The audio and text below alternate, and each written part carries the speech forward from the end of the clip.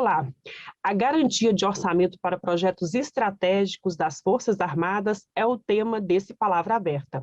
Uma proposta de emenda constitucional de autoria do deputado Luiz Felipe de Orleans e Bragança, do PL de São Paulo, proíbe o contingenciamento, ou seja, o bloqueio dos valores a serem repassados ao Exército, Marinha e Aeronáutica. Deputado Luiz Felipe, seja bem-vindo ao programa. Muito obrigado por estar me recebendo.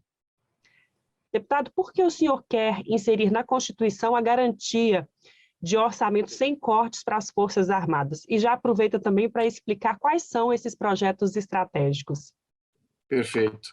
Bem, só para dar um pouquinho de contexto, já faz algum tempo, alguns anos até, que eu tenho buscado alguns mecanismos para que nós tenhamos um debate sobre o orçamento das Forças Armadas de uma maneira separada, destacada, do orçamento dos demais gastos sociais que são impostos pela Constituição. Então, o que acontece no processo orçamentário é que tudo aquilo que é estratégico, projetos de longo prazo, desenvolvimento de tecnologia própria, e isso se materializa até pelo YouTube, nós vemos aí até dos noticiários com relação à guerra na Ucrânia, vemos as novas tecnologias que estão sendo empregadas no campo de guerra, ao mesmo tempo existe toda sorte de nova tecnologia necessária para o Brasil se atualizar na questão de satélites, na questão cibernética, e tudo isso vem do orçamento das Forças Armadas, eles é que têm esses projetos. Só que o que acontece? No processo orçamentário, eles ficam embolados junto com outros gastos de saúde, educação, assistencialismo. Então, nesse debate, sempre saem perdendo. Então, o que é importante a gente fazer é fazer esse destaque. Alguns países já têm esse debate separado, como, por exemplo, a França.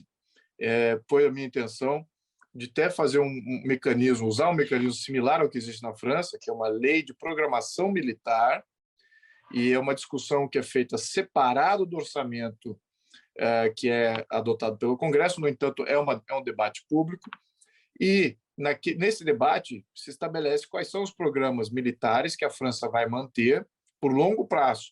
Então, o orçamento já está travado nesses projetos por longo prazo, a não ser que haja uma rediscussão do que é prioritário, mas isso não afeta o desenrolar e da entrega desses programas que são necessários ou que foram definidos como sendo necessários pelo Congresso. No Brasil, nós não podemos ir por esse mecanismo. Eu tentei avaliar isso constitucionalmente e vimos que, se a gente não fizer na Constituição, não há como fazer isso via projeto de lei, porque o próprio processo orçamentário já está travado na Constituição. Então, a gente tem que ser ali que a gente tem que regulamentá-lo. Infelizmente, até o processo orçamentário está em Constituição. Então, é por ali que a gente tem que inserir um mecanismo. Por isso que a gente apresentou uma emenda constitucional para esse efeito. Então, deputado, o senhor delimitou aí um valor mínimo para investimento nos projetos estratégicos das Forças Armadas em 0,5% do produto interno bruto, nos próximos 10 anos, né? O que significa esse percentual? Dá para fazer uma comparação, assim, por exemplo, com o que está no orçamento desse ano, por exemplo? Bem, o orçamento das Forças Armadas ele tem variado aí entre 1,2% e 1,7% do PIB. E claro que dependendo do PIB e dos gastos nominais. Mas, então, o que é o importante? É que a maior parte desse orçamento ele não é usado para os projetos que capacitariam as Forças Armadas brasileiras. São praticamente custeio, né? Então, estamos falando aqui de pessoal, estamos falando de manutenção, são coisas que não alavancam o país, a força do país, do ponto de vista tecnológico, não melhora nossas defesas, não dá mais munição e mais artefatos de guerra para as forças. Então, a gente tem que começar a falar disso, né? Não é só falar do pessoal que ali ocupa os cargos e toda a estrutura hierárquica e tudo isso. Temos que falar de o que nós temos de material bélico e também de capacitação tecnológica para que tenhamos umas Forças Armadas modernas. Então, o que acontece? Como a gente alocou 0,5% do PIB, ele é um percentual, se for exclusivamente das Forças Armadas, é um percentual expressivo do total do orçamento das Forças Armadas.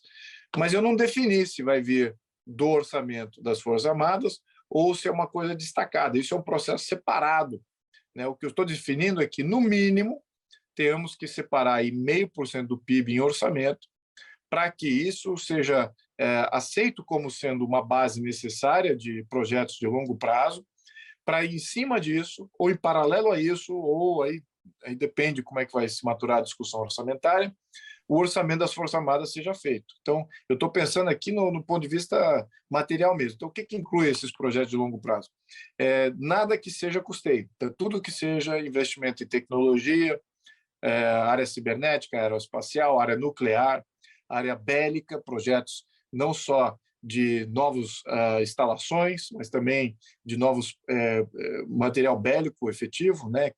Que tipo de blindado usaremos, que tipo de submarinos, aviões. Então, eu digo assim, está direcionando para um bem e um bem material, não é um custeio que o ano seguinte já se perde completamente. Então, é uma construção de ativos aqui que estamos falando. Então, é nisso que a gente tem que dedicar. Por que isso é importante? E por que é importante fazer esse destaque? Se a gente fizesse esse destaque como sendo percentual do orçamento total das Forças Armadas, as próprias Forças Armadas iriam achar ruim, porque vai estar tirando ou está travando o manuseio do orçamento que eles precisam.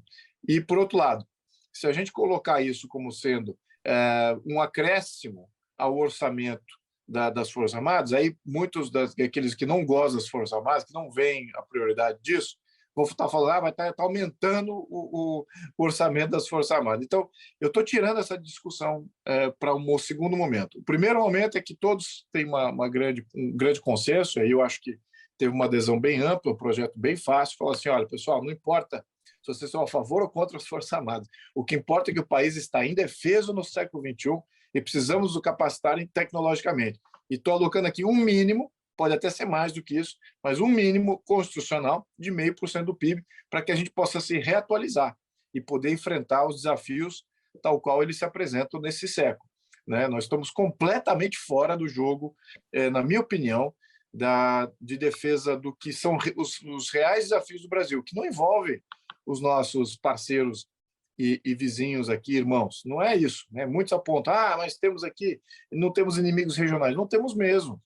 Agora, o que acontece é que esses países, por serem muito fracos e não terem uma economia grande, uma população grande, um efetivo para poderem se municiar, eles acabam se tornando uma proxy, né? Um país que se vira uma plataforma, fica completamente cooptado, como é o caso agora da Venezuela, da Bolívia, estamos vendo aqui a Argentina, Peru, todos assinando acordos, não só comerciais, mas também de compromissos de defesa com países como China, Rússia. Então, de repente, esses países estão hipercapacitados belicamente e o Brasil aqui a ver navios. Né? Então, aí a gente fica até numa negociação muito debilitado.